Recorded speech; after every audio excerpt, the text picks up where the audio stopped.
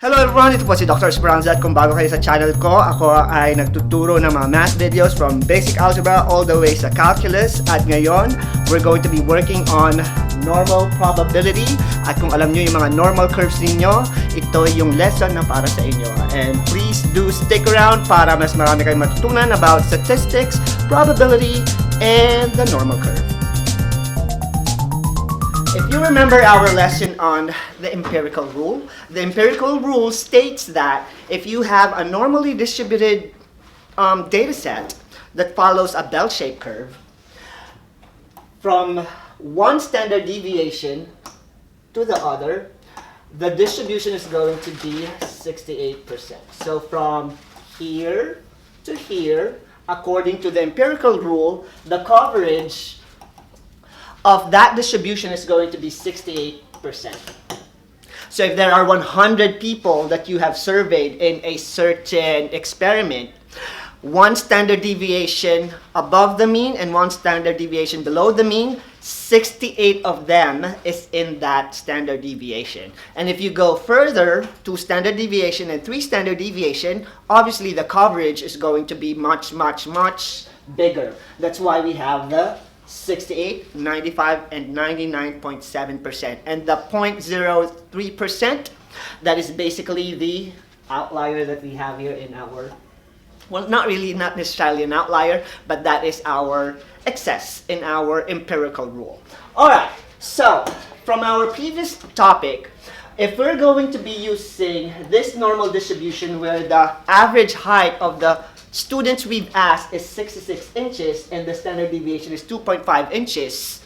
The middle value is the mean, which is 66%, and the z-score, or its standard deviation, in this normal curve is going to be 0. And if we have one standard deviation away from the mean, those heights include 63.5 and 68.5. 63.5 is below average, and 68.5 is above average by one standard deviation. And if we go wider, it'll be 61 and 71, which is 61 is below average, 71 is above average. This one obviously is going to be lower than 63.5 because the bigger your standard deviation is, the further you are from the mean. And the last distribution we had was 58.5 and 73.5. Now, if we are interested to figure out the percent of students whose height is in this particular range, we will be able to compute for it using the rule. So for the first one, we computed last week that if a student is below 71 inches, based on our normal curve, or in this data set, 97.5% will be below 71 inches. And this is what 71 inches look like. And we're able to compute for that because of the empirical rule. So this much right here, according to the rule, is how much? 97.5%. And how are we able to compute for that? Because 97.5% is this distribution, this, and that. If we're going to use it in our rule, it will be starting from here up until here. And by applying the percentage from our formula, it's basically just 0.15% plus 2.35% plus 13.5 plus 34 plus 34 plus 13.5%. And that will equal to 97.5%. And if we're going to be interested in figuring out how much students is above 71 inches, which is in our distribution is this much right here, to compute for that, all you need to do is 2 minus 1 from 97.5%. Because we know that this entire thing is how much? How much is the entirety of this normal curve? The entire curve is just 97%? 100%. This is 100%. the whole thing is 100%. All normal curve will be equal to 100%. And we're just basically using or finding its percentage based on this rule right here. So if we're going to be looking for the percent of students whose height is between 68.5 inches and 66 inches, 68 is somewhere here, 66 is somewhere here, so we're going to be looking for the area under the curve, under the normal curve with this much. And how much is this? 34%. And that is because this is 34% from the empirical rule, which is basically sort of like a formula that we use in estimating the area under the curve. Okay, this is just a review because we are restricted to only problems involving these numbers. Anything beyond that number, we're not going to be able to compute for it anymore because it's no longer covered in the empirical rule. For example, what if we're interested to figure out the percent of students who's below 65 inches? Where is 65 inches in our normal curve from our distribution? It is somewhere there. Now, what is the problem in this number?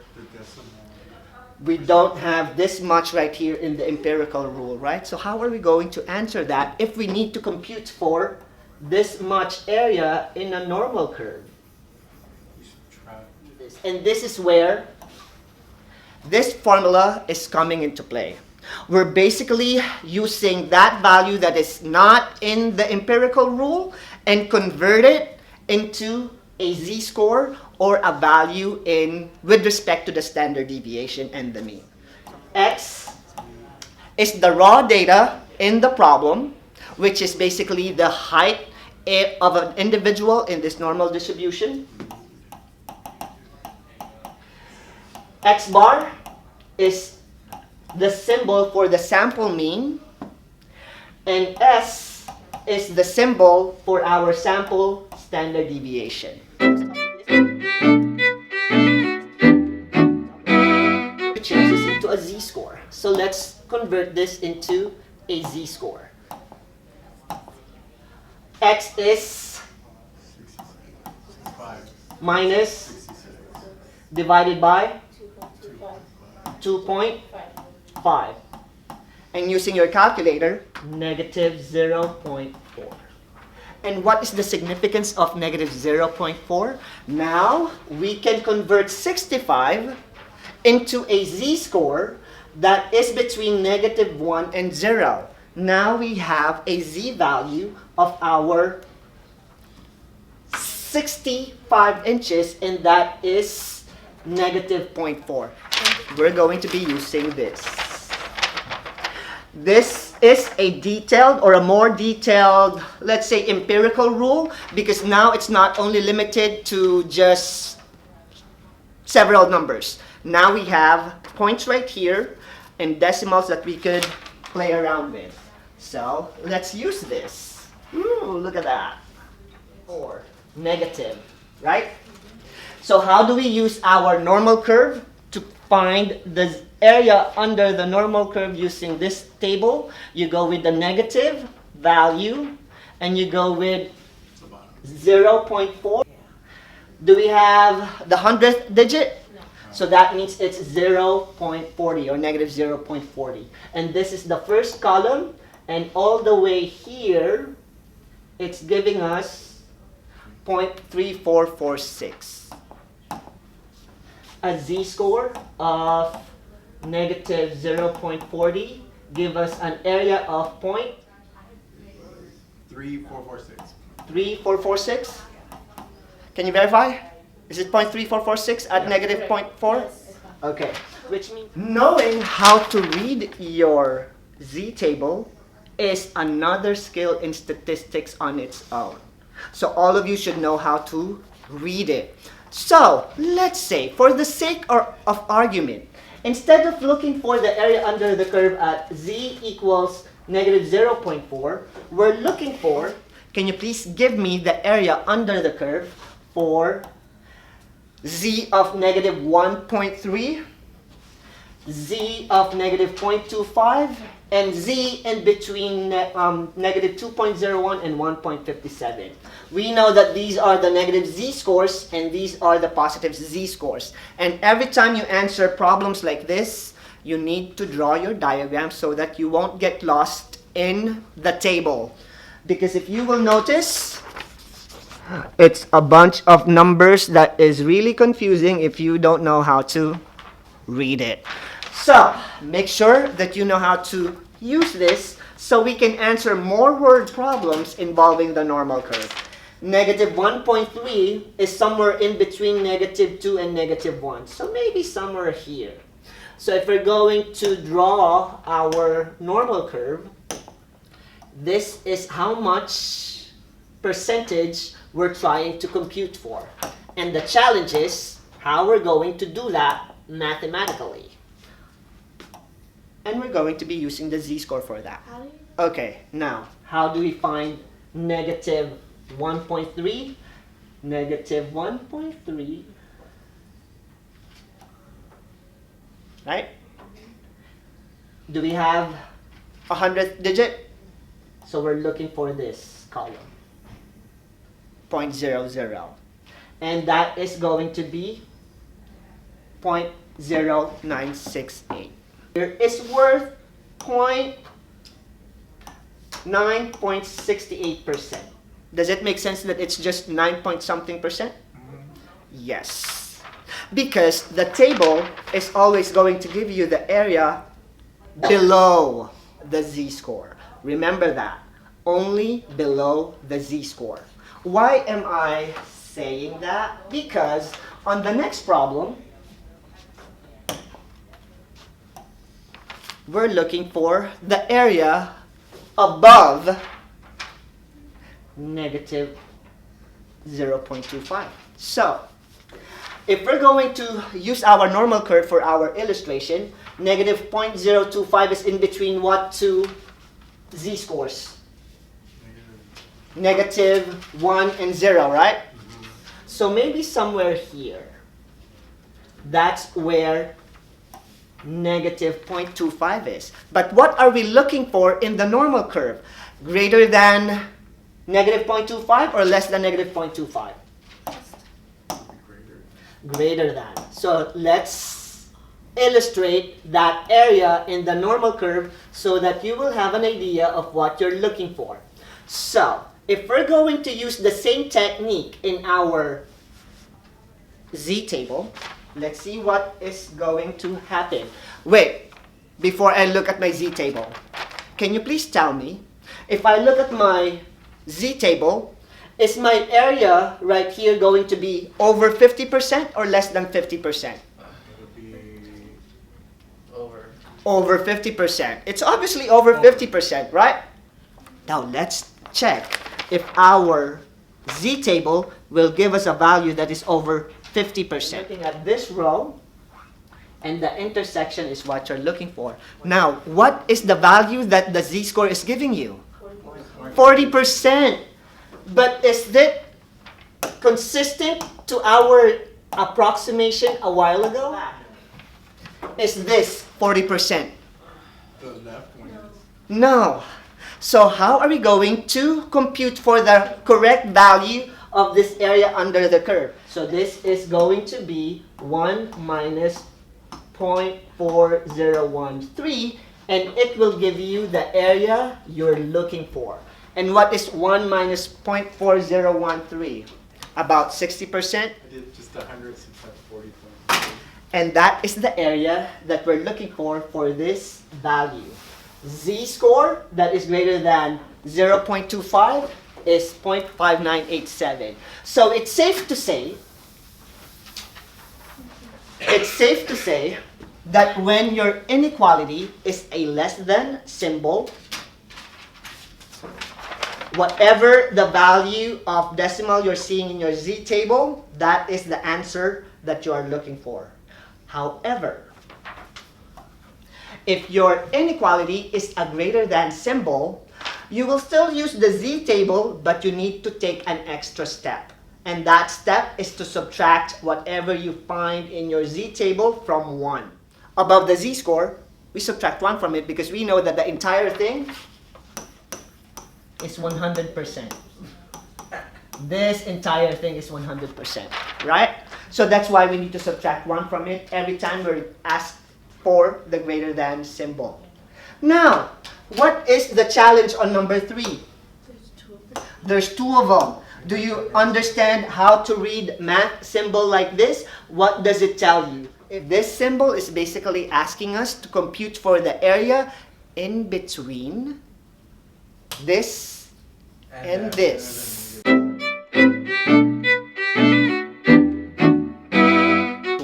how you will compute for this, a lot easier, because in statistics it's all about visuals. That's why I draw the normal curve. That's why I shade my region, because the more visual your solution is, the easier it is to understand these crazy numbers. So let's break it down to my diagram.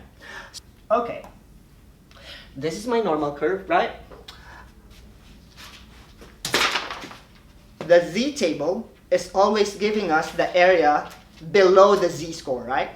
If we're going to use that information, okay, so this much is in the z table, right? This much is also in the z table, right? But we're looking for this and this much, right?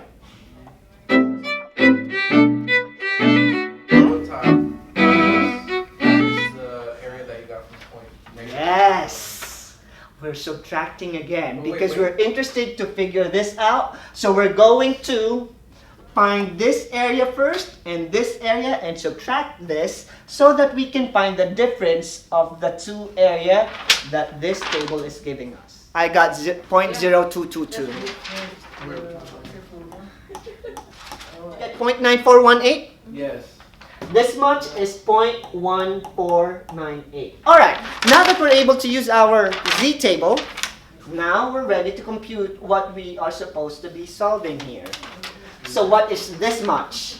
You are subtracting the bigger with the smaller, right?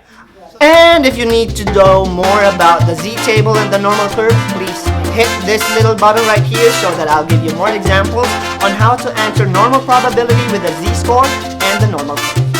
It will be 0.9418 minus 0.0222, right? Yes. Yeah. Okay, what is the answer now? 0.9196. 0.9196. How did I get So still about 92%, right? Can you look on the chart? Because I got a...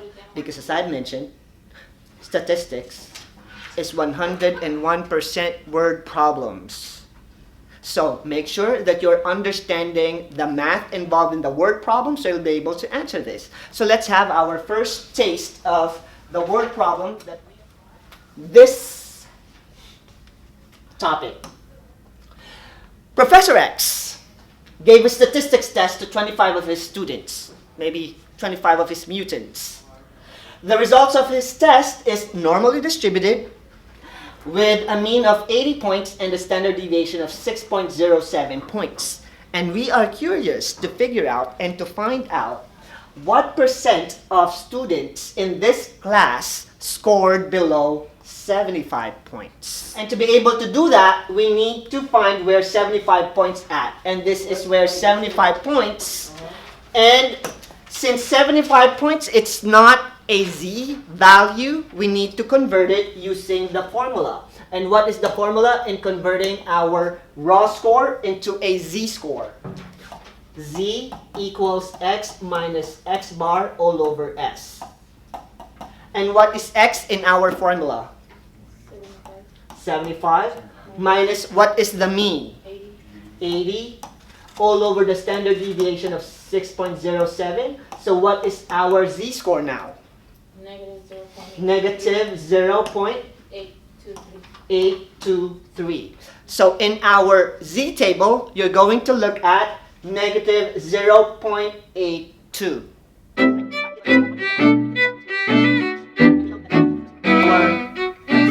is giving us a value that is below 50%, we know we're looking at the right z-score. So let's, right? And what will be the column? All right? Now, what if we accidentally chose 0.2033? Are we going to be wrong in our approximation? No, because it's still about 20%. So even though you use to the left or to the right of that actual value, you will still arrive to the right answer as long as you're using your z-score correctly. And if we're going to be consistent and use 0.82, so it's just going to be this third column right here, which is 0.2061. So 20% of his students scored below 75 points. Now, let's use the same problem, but this time, Professor X is interested to figure out the percent of students who scored above 86 points. What percent of Dr. Xavier's or Professor Xavier's students scored above 86 points? So let's illustrate that in our normal curve. This is our normal curve where 80 is the mean and the standard deviation is 6.07. We're interested to figure out the students who scored above 86 points. And if we're going to look at our normal curve, 86 points is above average, so it's somewhere here. Maybe there. So this is 86 points, and we are interested to figure out the percent of students who scored above 86 points. So we're going to do a little bit of math again, because we need to convert 86 points into a z-score, because there's no 86 points in your z-table. So we need to match it with the unit of measurement, which is the z-score. So we have z equals x minus x bar all over s, where x is 86 minus 80 all over 6.07. And what is your z-score when you do the math for this value? 0.988. 0.988. Now, do you understand why your z-score turned out to be a positive value? Why is it a positive value? Because it's above the average. So, now, we're going to find the percent of the students who scored above 86%. Now, do you think it's going to be over 50%? So, let's see what our z-table is going to give us. I'm looking for 0.98, so 0.98 here. And I have 0.8365. Do you think that this is 0.83%? Yes. Subtract 1 from 0.8365. If you use the calculator, it's giving me 0.1635. Yeah, 1.1635. But So this much is 16.35%. Right? so Because again, the z-table is giving us the area below the mean or below the z-score, never above. So every time your illustration is above or greater than, you will be using 1 minus the z-score. All right? So we know that this much is 16.35%. So if we put this in words, Professor X's students who scored above 86 points is about 16%. Now, what if we're looking for this much percentage? We want to look for the percent of students who scored between 70 points and 95 points. So we're doing in between now. So let's illustrate it in a normal curve. So in a normal curve, this is where 70 points is, and this is where 95 point is. And we're looking for the area in between them. And this much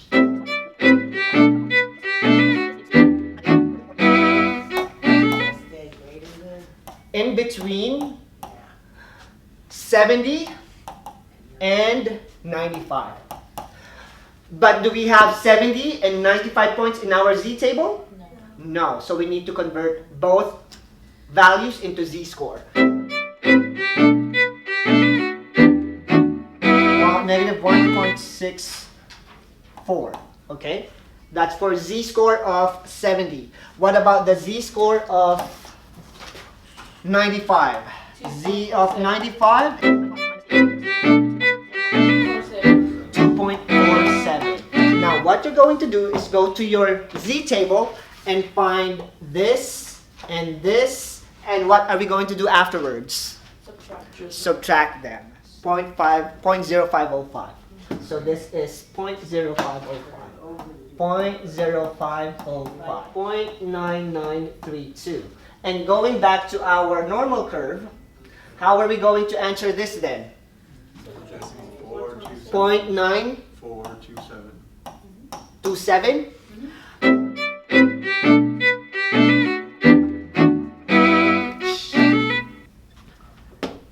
And that's how we answer word problems involving a normal curve. At ito naman po si Dr. Speranza. Maraming salamat sa panonood nyo ng aking math video. And if you happen to like this video, please like, share, at pag-subscribe na kayo sa channel ko. At kung meron kayong mga kaibigan, mga kaklase, mga pamangkin at pinsan na nahihirapan sa math, please invite them to go to my channel, hit the subscribe button para mas marami na akong estudyante na matulungan na katulad